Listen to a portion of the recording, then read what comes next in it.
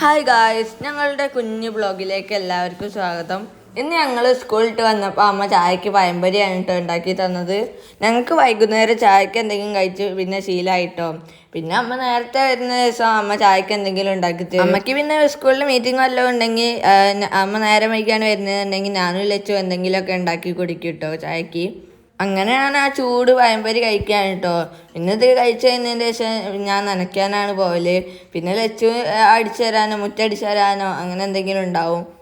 അമ്മ പിന്നെ ചായ കുടിച്ചതിന് ശേഷം അമ്മ തൊടിയിൽ കൂവ ഉണ്ടായിരുന്നു. അപ്പം അമ്മ അത് കളയ്ക്കാൻ വേണ്ടി പോവുകയാണ്.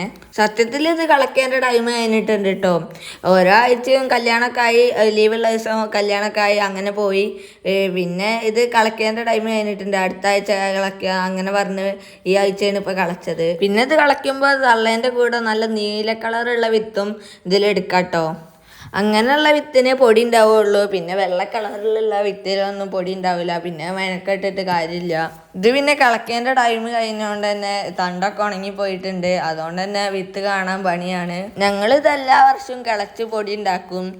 പിന്നെ ഞങ്ങൾ സ്റ്റോക്കൊന്നും വെക്കലില്ല.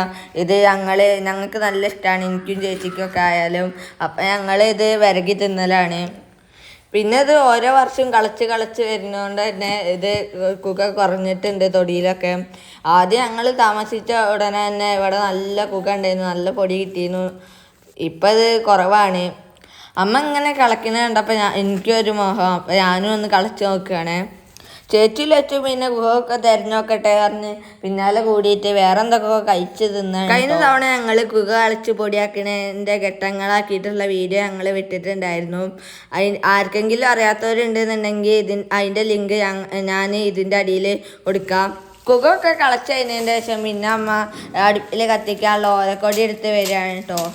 ഇപ്പം അമ്മ അത്യാവശ്യത്തിനുള്ളത് മാത്രം തൊടിയിൽ നിന്ന് എടുത്ത് കൊണ്ടുവരലാണ്. പിന്നെ മഴക്കാലത്തേക്കുള്ളതൊക്കെ അമ്മ പിന്നെ സ്കൂൾ പൂട്ടിയതിൻ്റെ ശേഷമാണ് കൊത്തിക്കറിഞ്ഞ് കൊണ്ടുപോയി വെക്കൽ. ഇവിടെ തൊടിയിൽ പിന്നെ കുറച്ചൊക്കെ തെങ്ങുള്ളത് കൊണ്ട് തന്നെ ഓലക്കൊടി നല്ല ഉണ്ടാവും കേട്ടോ. അപ്പോൾ പിന്നെ അമ്മ അത്യാവശ്യത്തിനുള്ള എടുത്തതിന് ശേഷം പിന്നെ അയൽവാസികൾക്കൊക്കെ കൊടുക്കലാണ്. ഇങ്ങനെ കൊത്തി ഉണ്ടാക്കണതിന് ഞങ്ങളുടെ നാട്ടിൽ ഓലക്കൊടി ചൂട്ട് കെട്ടുകയെന്നാണ് പറയുക.